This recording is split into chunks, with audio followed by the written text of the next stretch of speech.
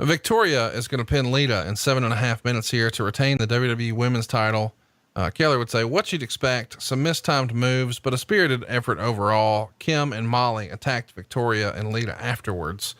I guess we should mention that Lita got this match by winning a battle royal to determine the number one contender on the April 5th Raw. But I want to talk about Victoria. She's not somebody we've spent a lot of time talking about here on the show. She's, come in several years prior to this as one of Godfather's hoes. And now she's the women's champion. You talk about somebody overachieving here. Any stories about her you'd like to share? I don't know when we'll talk about her again. Lisa Barone came to us from, of all people, Tori Wilson.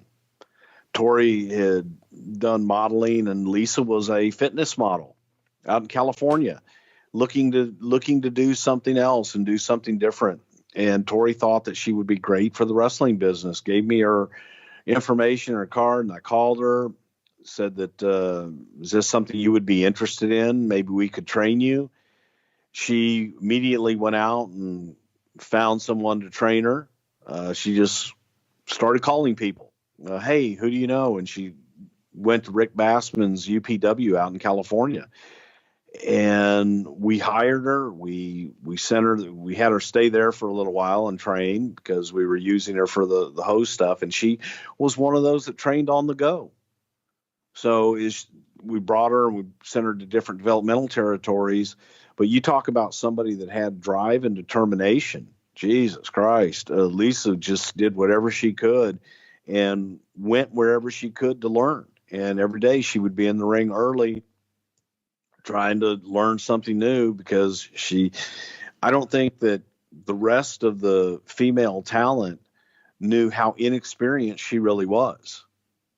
And she was able to go in there and hang with them. And she would get in and work with Molly, for example, who was a great trainer and an amazing technician. But Lisa fucking fought her ass off, man. And she got out there and became somebody and became a name and became a champion. But that's all due to her hard work.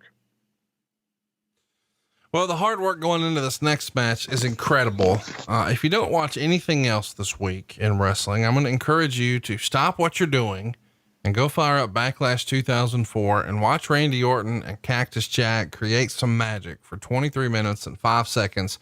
One of the more underrated matches of 2004. I absolutely love this match. We're going to see Randy Orton get the pin over Cactus. He's going to retain the Intercontinental title in the process. Wade Keller would say Foley used trash cans and the barbed wire baseball bat early against Orton. Orton fought back early and they brawled up the ramp. Foley laid the barbed wire baseball bat on Orton's crotch and then leg dropped it, drawing a huge pop. Then Foley poured gas on the barbed wire bat, but Eric Bischoff threatened to shut the show down if Foley lit it. Foley shifted to a huge mattress-sized board with barbed wire all over it. And then Foley poured thumbtacks all over the mat and he slammed Orton onto him. Orton sat up with tacks all over his back and fled to the back.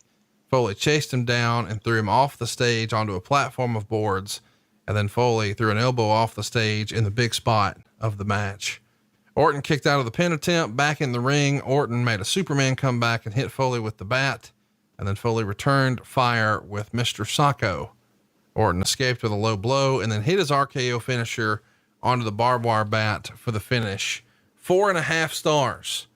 Man, the feud leading up to this was great, but the actual blow off, the payoff was something else, man.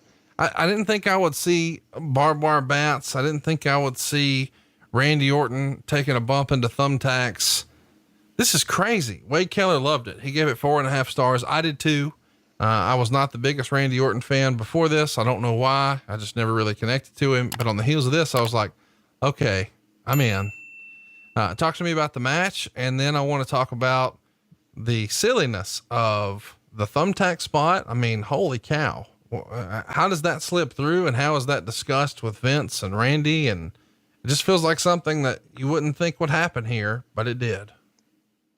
Well, I hated it from the standpoint of I hate the brutality of some of those matches. I enjoyed the match and the story was excellent. The match was excellent. I cringe at the brutality of some of the stuff sometimes. I'm not a fan of barbed wire, not a fan of the baseball bat barbed wire thing, not a fan of thumbtacks and that kind of horse shit. But again, when it's done and the way that they did it, it made sense for the culmination of this whole storyline that had been going on for quite a while. And that credit for the storyline and everything going through, all that credit goes to Mick Foley and Brian Gewirtz, the way they worked together and it was Mick Foley that kept coming back and what if we do this and we do that, and Randy Orton being able to be that guy, that conduit to make it all work.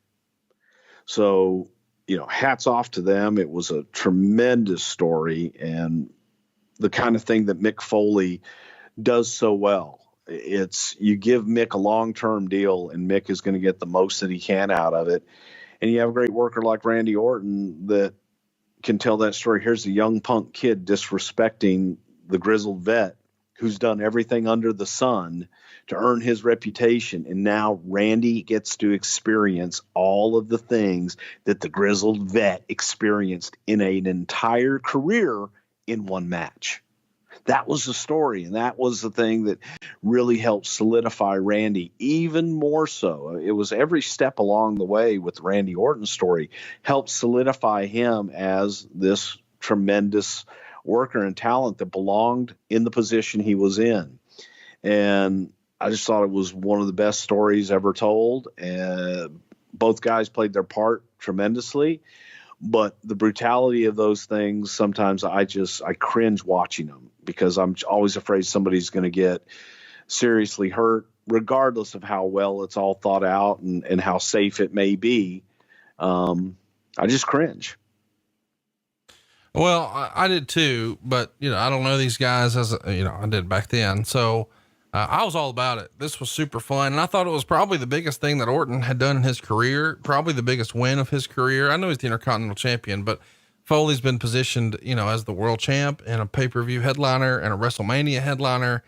And they started feuding where, Orton's calling him out and calling him a coward. He even spit in his face, which, I still remember very vividly. And there's so much of wrestling in this era that's a blur, but that stands out. So then, when they have a little interaction at the Royal Rumble and that leads to a handicap tag match at WrestleMania and Orton pins Mick there, they're telling a really, really good story. And this is a great way to blow it off. And Randy Orton is only 24 years old at the time. Such a violent match. His dad's obviously got a legacy in the business. Do you guys sit down and have a conversation with Randy about that? Is that something Foley would have presented, or what do you think led everybody getting on the same page with this? Mick had submitted the idea and Mick had talked about, coming back and doing something. And it was Mick's idea originally. And then he got with Brian, who was the head writer of Raw, and they kind of laid it all out from beginning to end. And then, a few things get added in between, but it was also to get to Rock at WrestleMania and this whole thing with Randy.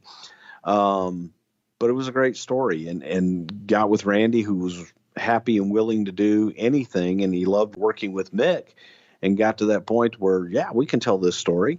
And it made sense. It was the young kid and that grizzled vet. And this was a passing of the torch with Mick. And Mick has so many torches he could pass, that he could do a whole nother story with another young up and comer.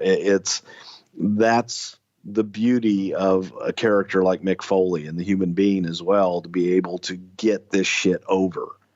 So everybody involved told a great story.